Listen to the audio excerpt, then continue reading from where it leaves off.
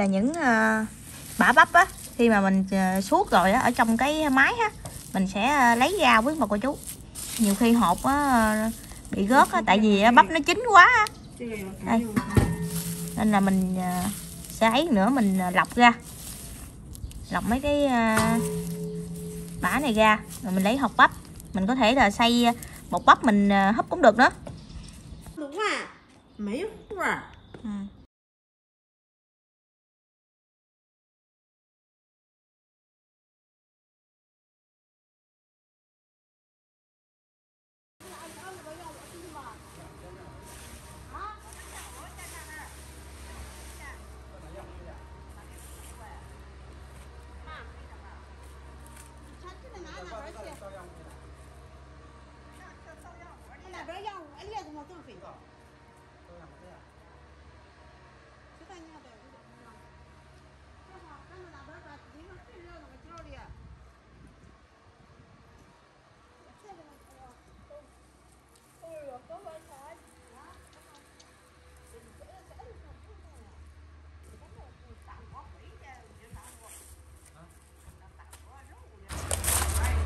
Ta ấy xong rồi ta đưa vô nhà như gì nè, cái đầu mình lột vỏ cho nó sạch, mình thảy lên đó, hoặc là mình để đây 1-2 ngày cái mình phơi khô với một cô chú, xong rồi mình thảy lên đó mình chứa.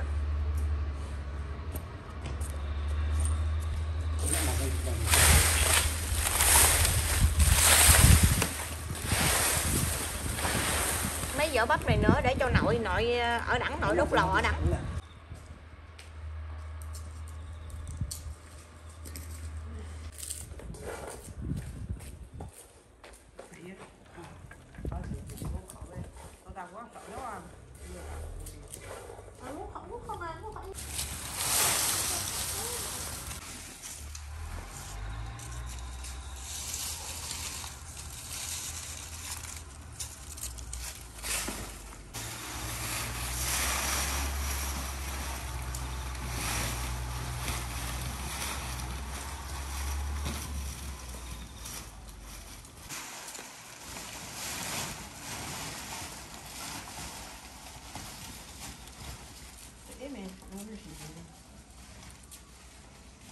Thấy dù nó cứ qua xoắn nó cứ tiêu cái nãy nay mà.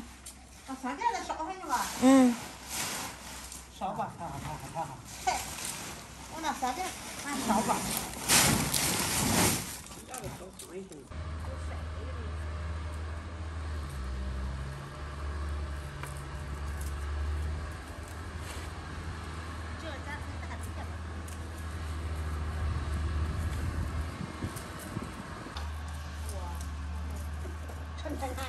Cái nãy nay sofa là tiêu rồi nha là.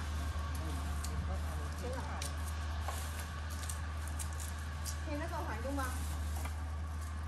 Hoàng Dung mà.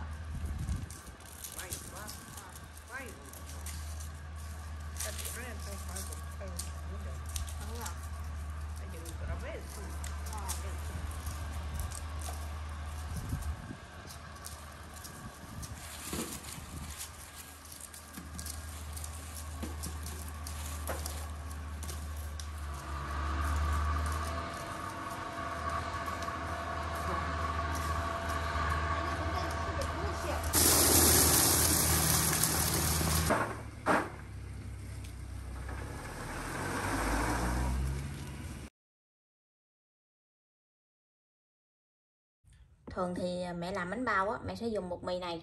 Đây của hãng bột mì tên này. Bột mì này là cái này là hoa thun. Hoa thun men dê. Này là bột mì đa dạng. Là gồm mình có thể gói được bột mì, há cảo hay làm các loại bánh. Ở trong nó rất là mịn, cái bột nó rất là mịn. Cái bột nó như thế này nè, nó mịn lắm quý một cô chú. Ở bên đây.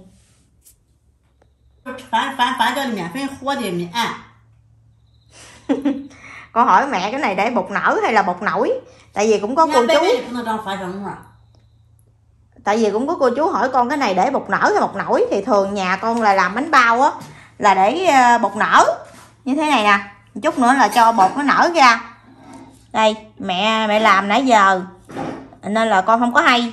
Có cái là mẹ nói làm tranh thủ đưa Sẻn đi học. Đây, bột nó mẹ nhồi rồi.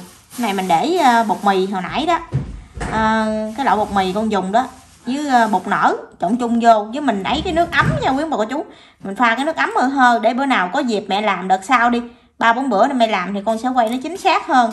Tại này mẹ làm có cái mẹ không có kêu con không có hay mẹ làm. Đây như thế này nè, rồi mình mới đậy lại, mình ủ chút nữa cho bột nó nở. Chờ đang kêu Bảo quý bà cô chú. Bảo đang vô chỗ con. Xào dưới đó. Hả Dục? Mưa rồi.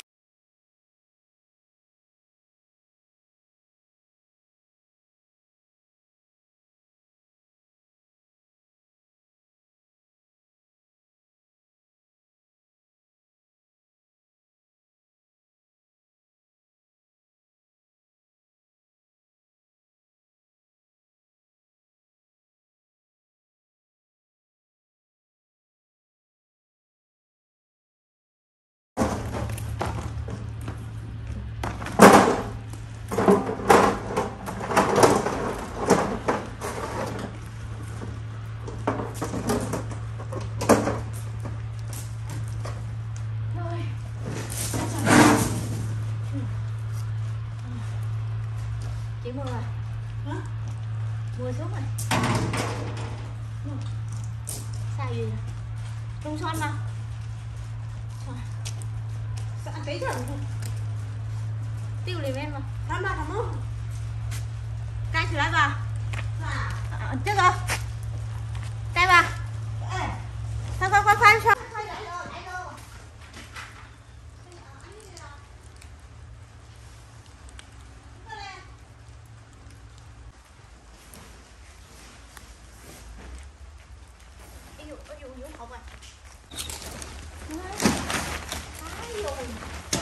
Ngoan là ba. Cái nào đúng rồi nè. Nhưng sáng chạy còn chưa.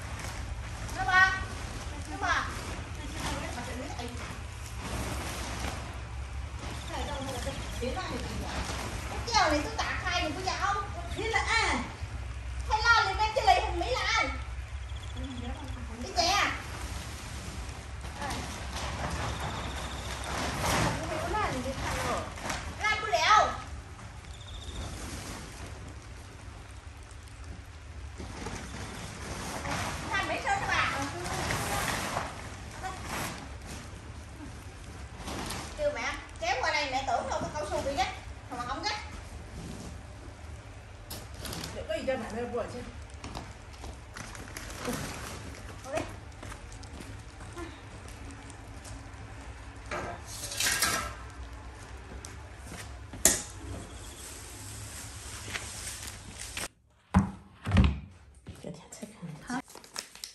加米二缸的加米二不孬。 Không biết mình chế bột là bột gì nữa. Bột này là chắc tìm ăn được, cũng không biết là chắc như thế nào nữa. Mở cái sớm lại.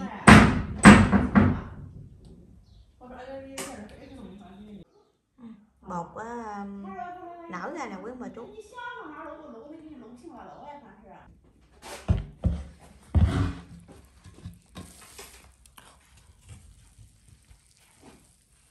Mình rải một lớp bột ở dưới thế này, mình lấy bột lên đây, bột nó nở như thế này nè quý bà chú.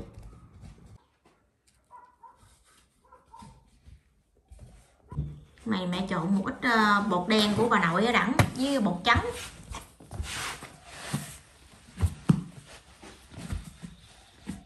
Mình nhồi cho bột nó mịn. 弄开了吃啊？你说香香，俺还没敢长眼呢，那天。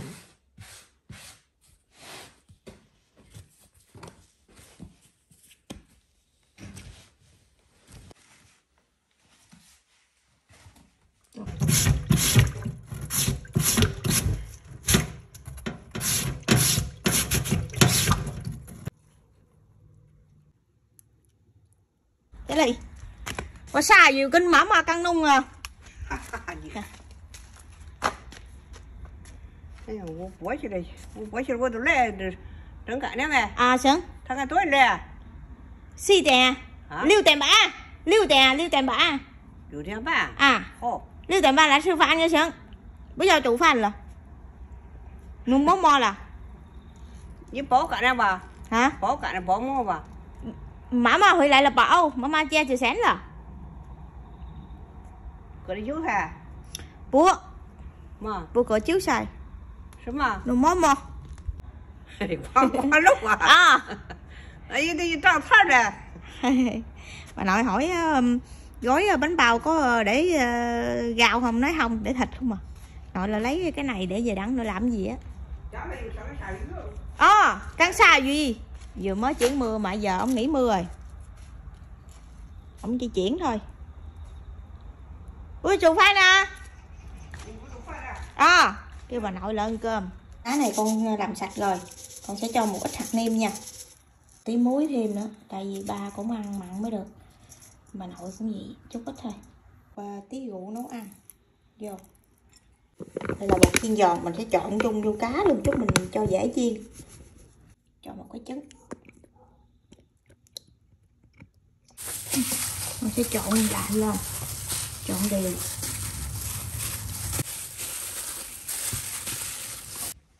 Mà chào không vậy sao lại sư phan tha sao nỉ má dù treo quồ mà nỉ má với treo quá sao mà lại. 他说啊，你说他不少了，给他哪妈叫你来，他说的。我说他不好意思来吃就吃吧. 叫你来来呀。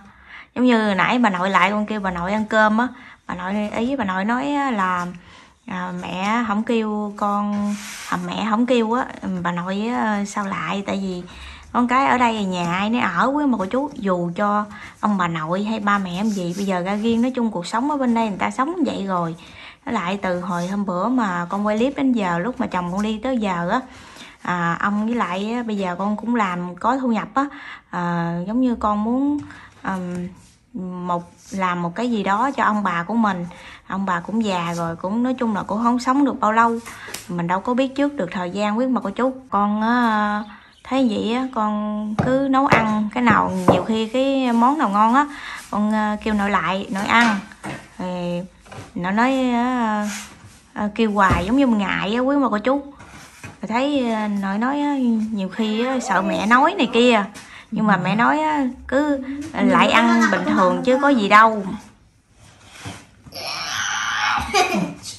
Con chào với mà có cháu con đi học mới về. Mà cho rượu. Mẹ bứt ra một cục bột nhỏ.拿2匙吧，或者少了或纸。Ấy ra làm 2. Nhỏ nó dễ, mình dễ cán hơn. Hôm nay mẹ gói mành thầu theo kiểu mới quý bà cô chú. Rau cắt ngang bột ngang làm 2. Nhồi thành cái tảng như thế này. Rồi mình lấy cái này mình cán lên. Con xích ra chút rồi chừng trúng tay.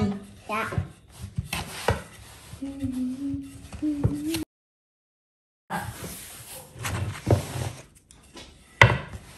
这很远的火浪去。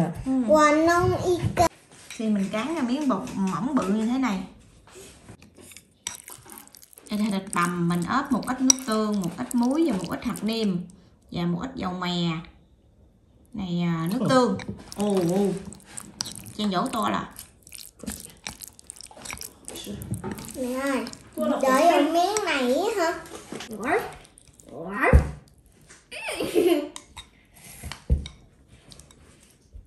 Làm sao bà?这2块，那件事情。啊，那件就行啊。Kêu mày lấy bao tay, mày nói lấy cái Dù đũa sâu. để ấy được rồi. 又很少。 Xíu. Mình cán đều ra.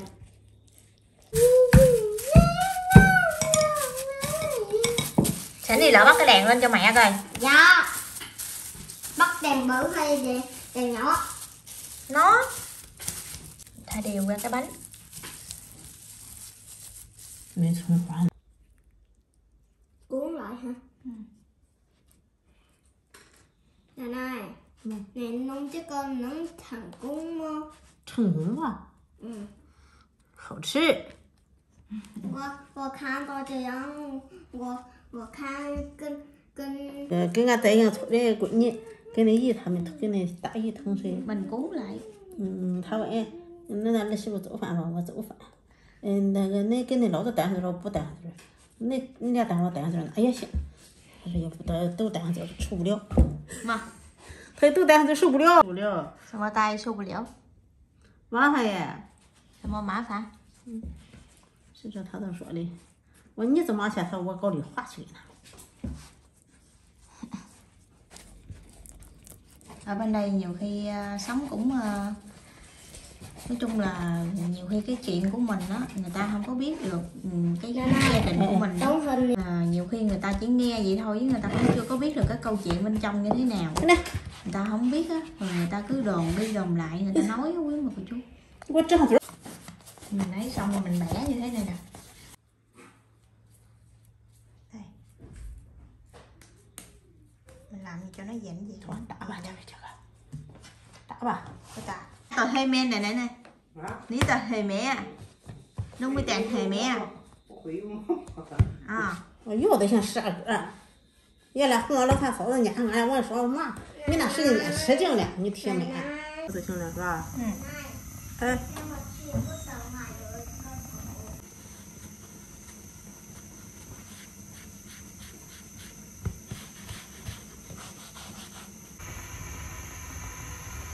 Đây là bột bắp. Mình nấu một lần giá rưỡi 2 giá. Mình trộn cho vô trong nước lạnh cho nó tan cái bột bắp ra. Nước nó sôi như thế này nè, mình sẽ đổ bột bắp vào. Đây, như này thì khuấy.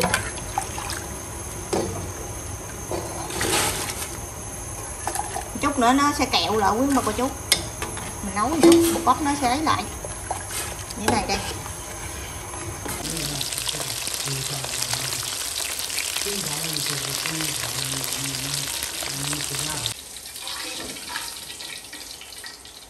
Này mình chiên cá cho giòn với ngồi chú.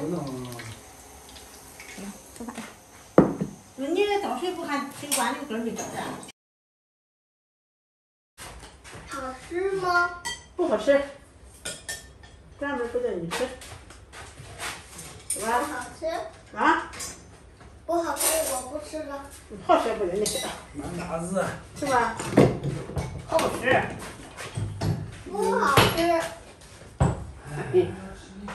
给鱼不好吃啊？好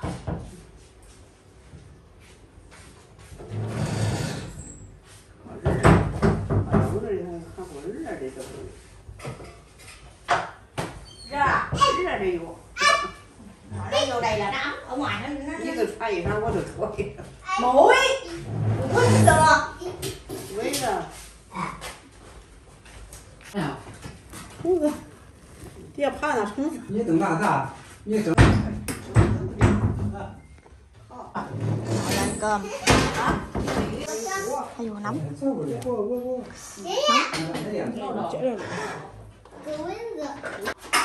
Thôi bà. Đó nè nè, đó về về về nè nè ba ba sư ba. Cầm này để mà nè. Xem, sư. Nè đây. Mà cho sư ăn.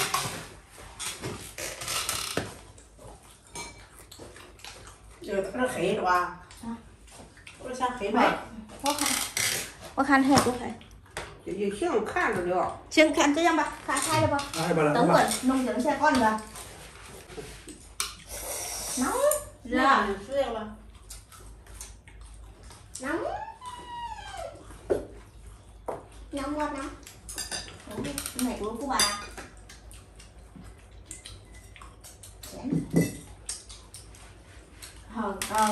Chèo sư phạm quá là xí chảo. Nóng.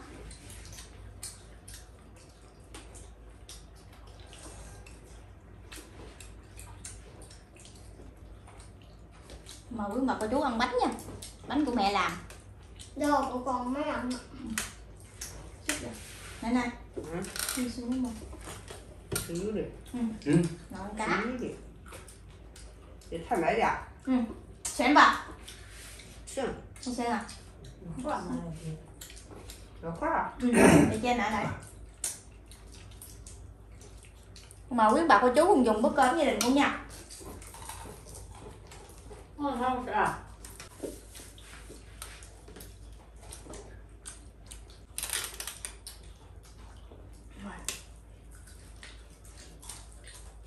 Mà quý ông bà cô chú ăn cá chiên với gia đình con nha.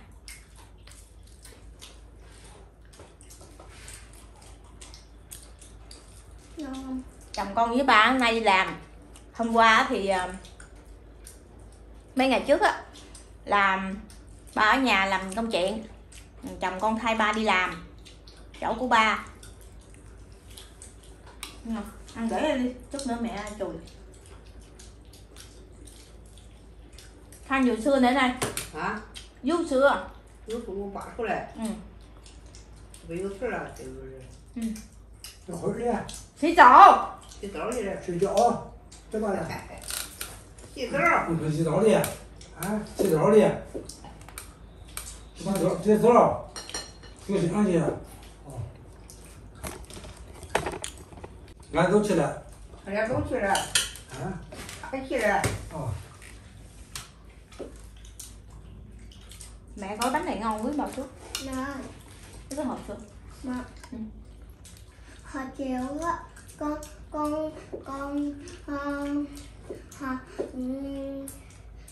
con học á, con vẽ xong rồi bắt đầu á con chơi rồi bắt đầu con chơi xe hai bánh á. Là bắt đầu con lấy chân đẩy đã lắm luôn mà.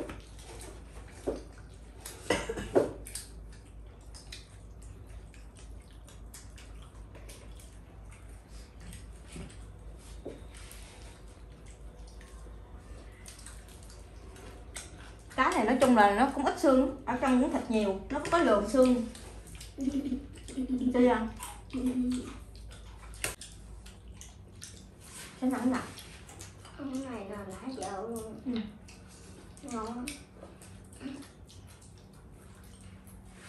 Nói rồi sư là. Hả rồi, Mũi rất là mũi. Tao quýnh chưa? Mũi bự.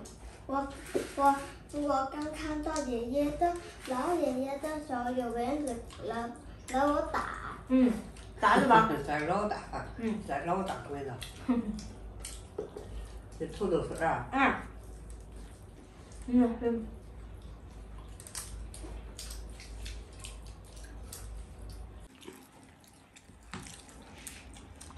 Ngon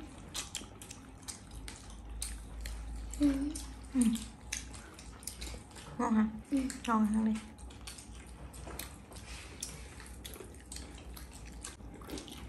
Có sẵn chứ không? Hay sẵn.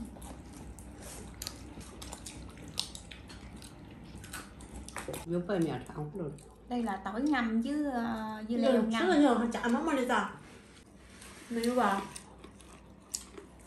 Đây là bột bắp Được rồi. như thế này, nó sạch sệt giống như bột năng mình nhiễu với mà coi chú.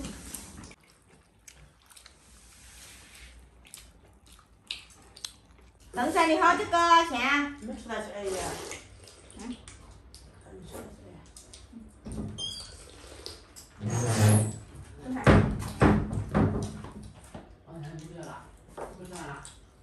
Ta sẽ bảo là tầng nó phá lô lẹn người ta hơn.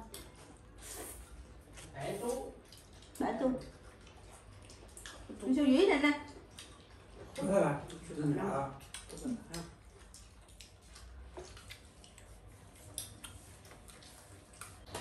刚洗完澡，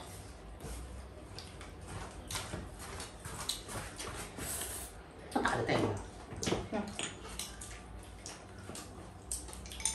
Cái này là ăn bữa chị 这一点儿 chị chồng con á, bữa trung thu á chị đem lại mà đến nay con mới để tủ lạnh con mới làm được. 好吃。 Thật sao? Dạ, dùng lại thế rồi kìa. Chà chét. Dùng lại chơi được mà. 哟，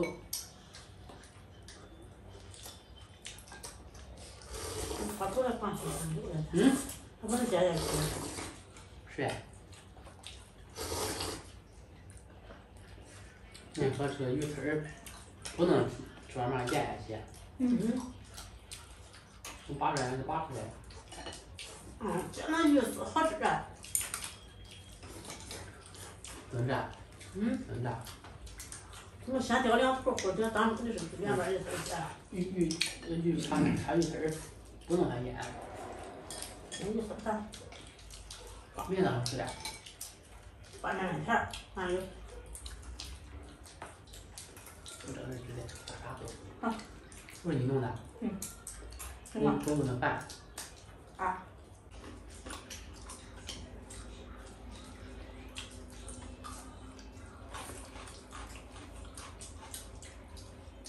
Hồi chiều mình bữa xì quỷ rồi mà. 不喜欢这个。你说了，带一段儿也没压呀。谁吃啊？ Mấy bánh xương. Hết đấy. Hết rồi, hết rồi. Trời nắng á thì mình hấp cháo trắng, trời lạnh á mình hấp bột bắp. Hơi bể thôi. Nên lần hơi bể thôi, rơi là hơi tầm bị thân. 面条。 Với mì.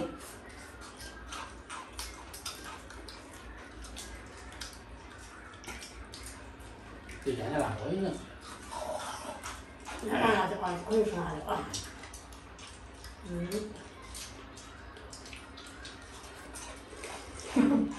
Như ra sườn.那是。不能让它粗。 Kỹ thuật. Vô cái chân cạnh su là 帮你说。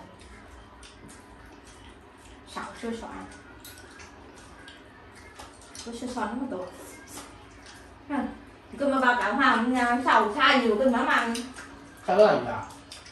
你帮人家那个。Ai bữa tỏ nó cũng đau luôn rồi. Tao bữa tao gì?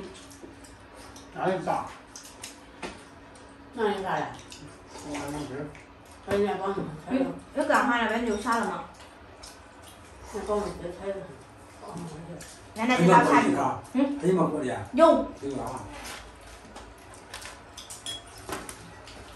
Ví dụ.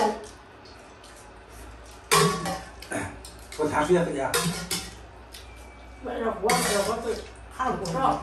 你要是喝一碗，就是喝2碗，想不睡。一个面条一个白粥，哈哈，想不正经。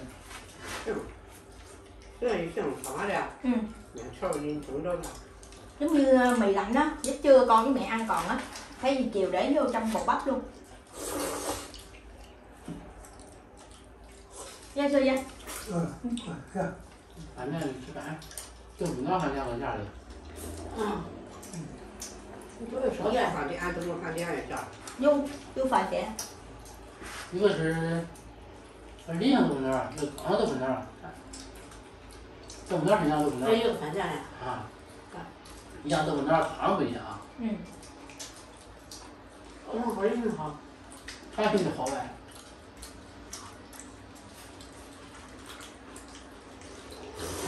好吃。 Từ ngày mà chồng con về á là hai ba đi làm từ hôm bữa giờ. Ba không có đi, ba ở nhà làm công chuyện nhà cho rồi.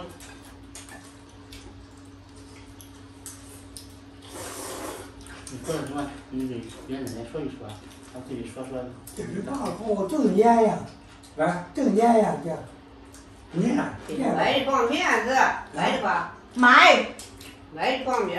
买的啊，买的好，好年呀，好吃， không hợp à? 好吃。很好吃。很好吃，不齁的。来饭。Có sư vướng hết rồi. 是不是这样？哎，我感觉。都是这样，我看着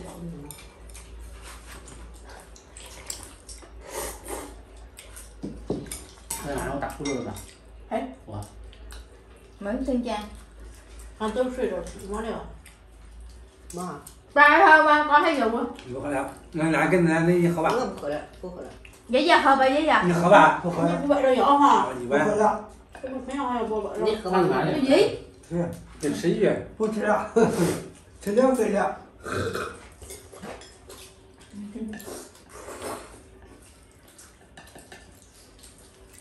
那你喝的啥药啊？我不喝了。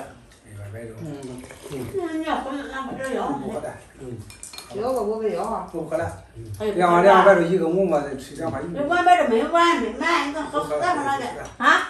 Thôi bà. Thôi tạm bà. 我喝了，他不你可以喝吧。我不喝，他不好意思呀。抱怨他，抱怨他。 Bà chồng con á mắc cỡ ngại không dám. 让他管他。我吃就吃，哎，我都。 咱俩才花9块钱就上货。 9 phải xẻ này 9 phải xẻ à? Nhưng cậu qua đi xẻ. 我就。 Thôi cho thơm. 太花9块钱。饭少了。不买那俺买饽饽呢。我这个圆比较看。那你是什么饽饽圆呢？我吃圆的，我想吃3个来做些，干。我喝汤了。汤多少钱？ 喝这么早几个都要差样。那就1个碗，碗1个。你看这么早喝那咱碗的要哎呀，没有钱那么好。你这还不要馋，这要馋。都是儿家。你说儿呀，俺家不是随便喝。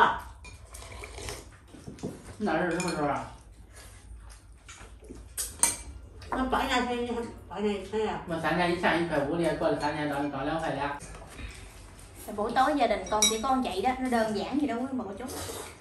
Mẹ thì gói mình 这是头店这个。 Ừ. 哦 Xà tè à? 哦，头店这个。 Cái đèn cái đèn chiếu sáng á, con đặt tới á. Nên ông nội nói cái này có kim điện hay không? Thì con cũng cảm ơn cả nhà, cảm ơn quý bà cô dì cô bác. Cảm ơn các bạn đã theo dõi video nha. Con cũng xin nhật clip chào hẹn cả nhà cô chú những video sau. 怕你呢？怕你呢？我说你买的这个的，我都买得着。俺没见过。 Nội nói bà nội sợ con luôn, tại vì con cái gì con cũng mua được chứ. Con cái là mình không biết, mình lên mạng mình sạch đó quý cô chú thì mua được. Nói chung là phát sáng nó cũng đỡ hơn, mình quay cái clip nó sẽ thấy rõ hơn quý cô chú, rõ ràng hơn. 你不吃啊？ Su dĩ này đây. 那你吃啊？ Ở bên đây thì thường nhà ai nấy ở gì đó, cho con cái ra riêng rồi ông bà ra riêng thì ở gì đó. Nhiều khi bà nội nói từ thôi mấy giờ kêu con kêu là ăn cơm hoài, rồi bà nội sợ này kia, nói chung là